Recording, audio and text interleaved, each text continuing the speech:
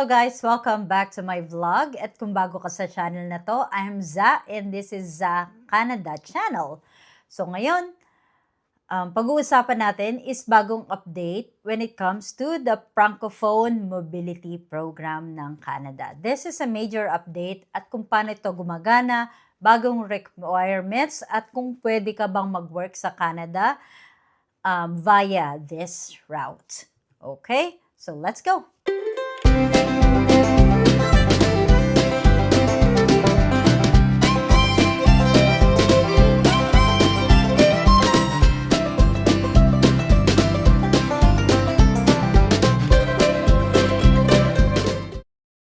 By the way, thank you nga pala sa mga nag-subscribe lately at kung hindi pa, mag-subscribe na kayo. And in this channel or in my channel, pinag-uusapan natin is different immigration updates, life in Canada as a temporary foreign worker or yung sana ma-PR na po manifesting and different lives of Filipinos here in Canada at kahit sa labas ng bansa.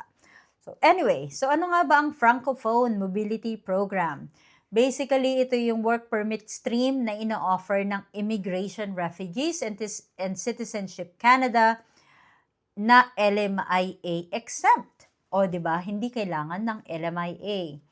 Di ba? Napakalaking tipid or napakalaking tipid sa oras, tipid sa gastos ng employer kasi medyo mahal. Medyo mahal yung pagbabayad. Example, gustong mag-hire ng employer mo para ma-process yung LMIA nila para ma-hire ka. 'Di ba? Magbabayad pa sila sa consultant, magbabayad sila sa ESDC ng 1,000 for the LMIA application and it takes a few months before ma-approve or malaman yung result when it comes to LMIA. And if it's LMIA exempt, then maraming masisave na oras, na pera, na energy, na stress, 'di ba? So, hindi na kailangan ng LMIA para makapag-work ka dito sa Canada at makapag-apply ng work permit. Kung, syempre, kagaya nga sinabi ko, Francophone, syempre, you must be a French speaker at may valid job offer ka outside Quebec. So, hindi pwedeng nasa Quebec yung yung employer mo. So, this program was designed para matulungan yung employers ni Canada to hire French-speaking workers lalo na sa communities outside Quebec when there's demand of OFWs or skilled worker.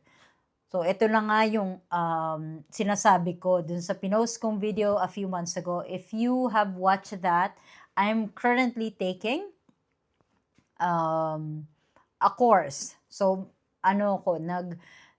nag-aaral ako ng French ngayon and hopefully, may ipasa ko siya. Okay? So, hopefully, may ipasa ko siya para makatake ako ng TCF na magko-qualify sa akin.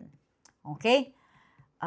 Hindi lang para makakuha ng work permit, para rin maging PR dito sa Canada.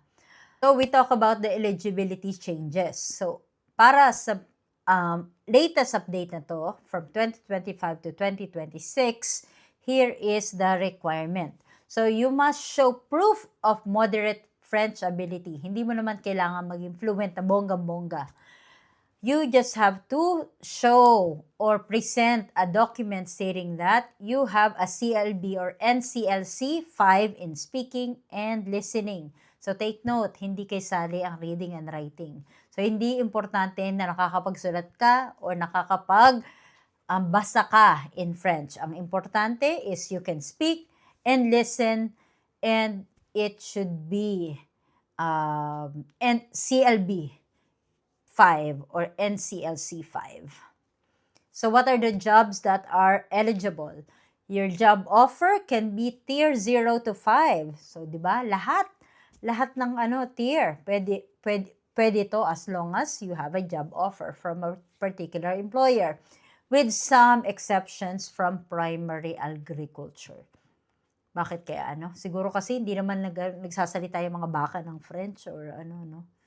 Hindi naman nagsasalita yung mga ano, yung mga strawberries or mga ano, blueberries. Well, anyway, bakit nga ba? Anyway, work outside Quebec. So, yan nga yung sinabi ko kanina. Our rule is you must work and live outside Quebec under this program. And this was originally expanded in 2023 for 2 years. And as of now, IRCC still shows the intermediate French requirement broader job categories. So which means na in-extend pa nila ulit. Last time kasi 2 years lang. 2 years lang mag-expire na. Tapos in-extend pa nila ulit or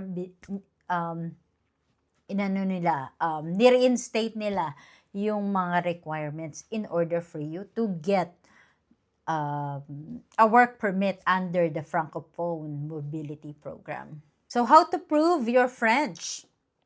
So you must submit a French test result like TEF or TCF, diploma from a French language school, an official letter confirming you studied French, and so that should be it. Yeah, acceptable proof to attach sa mga application mo. So I'm going to link the official IRCC news with regard to this update or from the government website ng IRCC. Okay, so with the application process is make sure you have a valid job offer outside Quebec. Employer submits job offer and gets an employer offer number. So when they submit the job offer to that website or to the official IRCC website, they will get an employer offer number. And you prepare your documents, of course, your passport, language proof, and an offer letter. And as soon as you get all of these documents, pay fees, work permit fees, and submit sa IRCC portal. Wait for the work permit approval.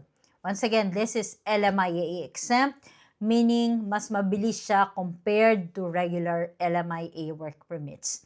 And if approved, you can enter Canada and start working with your employer. Well, common questions. Pwede bang maging pathway to PR? Of course, pwede.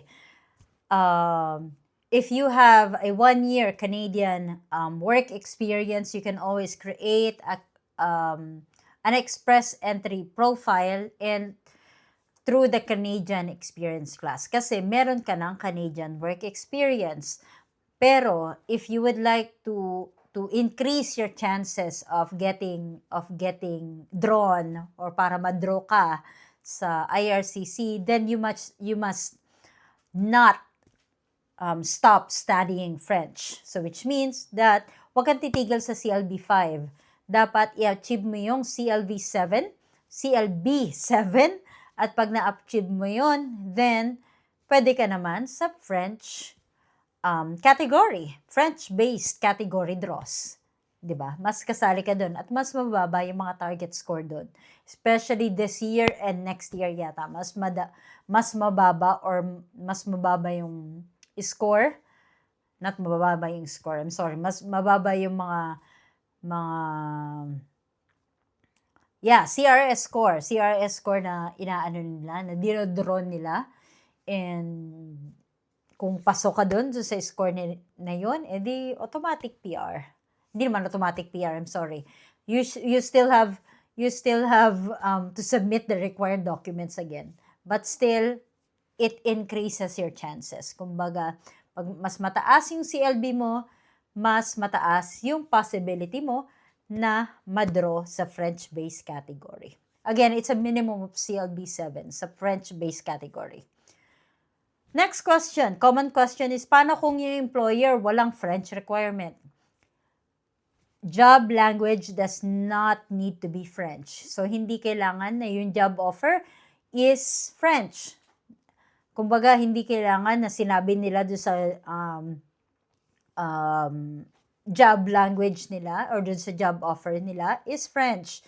Pwede yan kahit English ang workplace as long as ikaw ay may enough French language to qualify.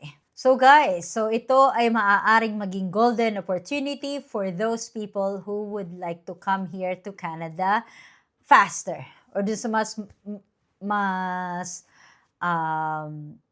gusto na pumunta rito sa Canada at magtrabaho sa kanilang employer. So if you have a prospective employer na gustong-gusto ka talagang i-hire and you have the medium French skills na may CLB5 ka and you have enough proof to submit to IRCC, then go na.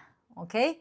So, ang pinaka-importante, you have a job offer, you have a proof of French competency, CLB and CLC5 in speaking and listening, and again, the job offer should be outside Quebec. Okay? So kung nagustuhan nyo tong video na to, don't forget to comment. Merci beaucoup. Okay? Ayan, comment nyo yan. Thank you so much. Alright? Like and subscribe this video. Lumalakad pa rin dyan yung email address ko. If you have any inspiring stories and questions, please feel free to send me an email. At laging tatandaan, hindi kailangang maraming pera, basta may peace of mind. I'll see you again next time. Thank you for watching. Bye-bye.